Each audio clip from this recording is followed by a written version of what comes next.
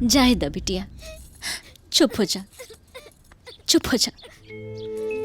दादी बाड़ी न तू लोग के हो, दादी के गुस्सा में भी प्यार हो खेला बिटिया। देखी हाँ, उनका गुस्सा ठंडा होखी ना तो पछताई हैं और फिर तू लोग के प्यार करी हैं। चुप हो जा। मम्मी, हमनी के नसीब में प्यार लिखल ना बा। नहीं बिटिया, ऐसन बात नहीं खे। मम्मी, हमनी से दादी इतना नफरत काहे करेली? का हमनी के अच्छा ना बानी जा? ना बेटिया, तू लोग बहुत ही अच्छा बाड़ू। बस हमनी के थोड़ा समय खराब चला था, बाकी तू लोग देखिए सब अच्छा हो गया। कब अच्छा हुई मम्मी? जब हमनी के एजा से चल जाए तब? ना बेटिया,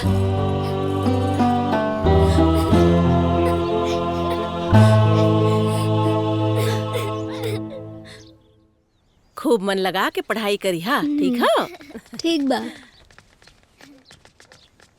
दादी, जब वो हमनी के भी स्कूले में नाम लिखवा दी ना, हमनियों के पढ़ल जाई। हाँ, भैया के साथ हमनियों के भी स्कूल जाए चाहता नहीं। हे देखा, तू दोनों जने कान खोल के सुन ला। हम तोहर लोगन का दादी ओदी ना है। हमरा के दादी ओदी मत कॉल करा। जे तोहर लोगन का दादी बा ना, उन्हीं से जाके एडमिशन करैया लोग। अरे पता नहीं कहाँ से हमरे कपारे पे आके चुरत पा लोग। अरे हनी का बाप का मर गइलन, हमरे कपारे पर बोझा मड़ा के चल गइलन। 4 दिन में जात पाड़ू लोग ना, ओई जे जाके पढ़ाई करिया लोग। यार है कि कहाँ बा तो लोगन के? परेशान मत हो लोगिन, तो हनियों के एडमिशन करा देता नहीं, कल से स्कूल जाइए लोगिन। हाँ? पापा, रवा बहुत ही अच्छा बानी। अरे 4 दिन तो रहे के बाद तो यहाँ नाम लिखौला के कौन जरूरत पटे? अरे माई समझल कर बात के, लइका बड़न सा। हटो तू लोग, छोड़ा। ई हमार पापा हमें। नाना हमार पापा बाड़े। ना हमार पापा बाड़े। ना हमार पापा बाड़े। अरे चुप करे तू लोग, झगड़ा मत। ये हम तीनों के पापा बाड़े। हाँ, हम तो हनी तीनों जना के पापा है। हाँ हाँ। बड़ी हमरे पोता के पड़दारिन बन के आयल बड़ू लोग ना। घबरा जिन, तोहा लोगन का इंतजाम करत बाटी। ओ जी के जाके पड़दारी करिया लोग। मम्मी मम्मी मम्मी मम्मी, हमरा बहुत जोर से भूख लागल बाटे, कुछ खाना दो ना। हाँ बेटा, एक काम करा, तू बैग रखा, हाथ मुंह धोवा, हम खाना निकालता नहीं। हाँ ठीक बा। हाँ। ये तहार मम्मी ना हमार मम्मी बाड़ी। तो जा अपना मम्मी के पास। बेटा चिंकी, ऐसा ना बोले के, ये तुहार भैया बाड़े ना। ना मम्मी, ये काहे कहत रहले? ये हमार पापा बाड़े, तोहार नहीं खे। ना बेटा, ऐसा बात ना बाटे। पापा भी सब कर बाड़े और मम्मी भी सब कर। का देव, समझ गईला ना?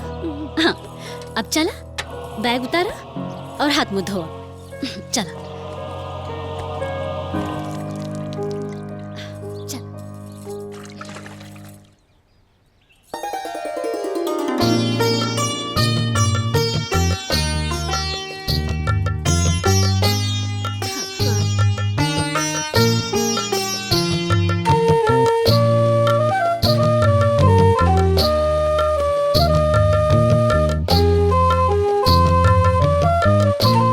भगल मम्मी, अब ना खाएं।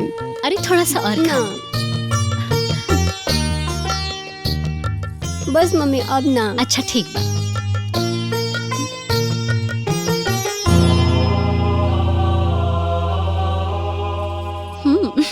हे भगवान, राउर लाख लाख शुक्र बा, हमरे पोता के महतारी का कमी पूरा हो गई।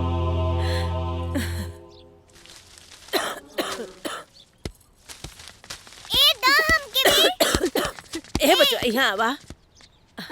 तने अपने माई से मांग के 1 गिलास पानी ले आवा। दादी, हम खेले जात बनी। अरे जा बेटा, हमार नटई सहरात हो ना, पनिया ले आवा। ना दादी, तू खुद जाके पी लो ना। अरे 1 गिलास पानी देवा में इतना आना कानी करत बा। दादी, रवा एजे रुके, हम पानी लेके आवताने। देख लो, यह अंतर होला बेटा बेटी में। बेटिया 1 गिलास पानी दे दी, बेटा ना। हाँ तो का भइल? आय केतनो नालायक रहियन, बाकी मुहला के बाद उहे पिंडा पानी दिहन। देर भाषण मत दे, चुपचाप अपन काम करी। दादी, ला पानी। चल भाग से, हम पानी ना पियब। दादी पी ला ना, रवा की खांसी आवता। अरे पीला ना।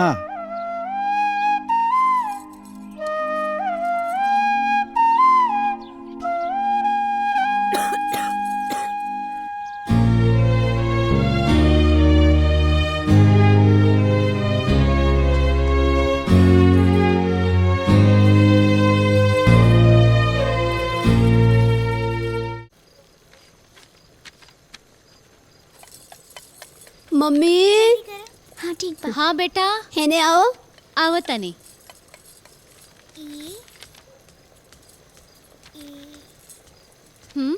ई वाला बताओ तो। ईगल। F for fish। ई पड़ोसी। अच्छा पड़ोसी।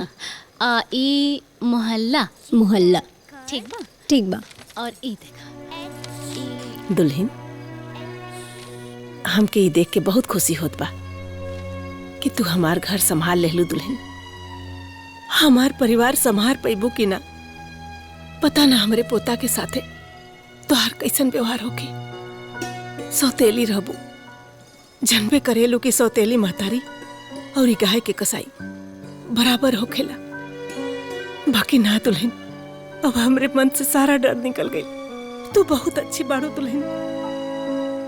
भगवान तो हर जीव जांगर बनौले रहस। तू हमरे घर के स्वर्ग बना दे लो दुल्हन। तोहरे जैसन पतो हो ना, भगवान सबके हो के देश। अम्मा जी, अच्छा हम ना, अच्छा तो रवा लोगिन बानी, यही से रवा लोगिन के हम अच्छा लागत नहीं। अगर रवा लोगिन अच्छा ना रहती तो हमरा जैसन अभागिन के अपनैती का, हमरा जैसन दुखियारी के अपनैती का ना। अम्मा जी, रवा लोगिन बहुते अच्छा बानी, बहुते अच्छा बानी। दुल्हन, हमेशा खुश रहा।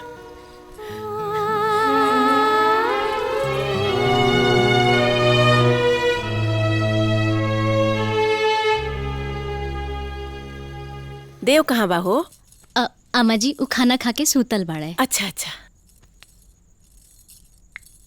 मम्मी चला ना सोते, हमने के नींद आवता। अरे बिटिया, तू लोग जा सोता, हम थोड़ी देर में आवता नहीं। चला ना मम्मी अभी है। अरे बिटिया, देखत नहीं खू हम दादी के सेवा करता नहीं, तो के पता बा बड़ बुजुर्ग के ना सेवा करे के चाहिए, ठीक बा? माई हमू करी दादी के सेवा। हाँ तो आवा करा। हम भी करब। हाँ बेटा आवा करा।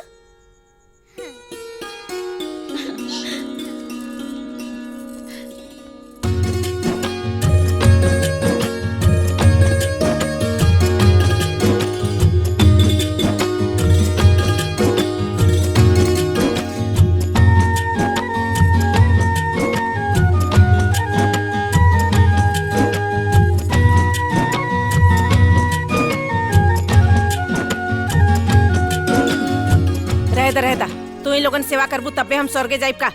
जा लोगन सुता। अरे अम्मा जी करे दी ना, तबे ना बिटिया बेटा संस्कार सीखिए। कर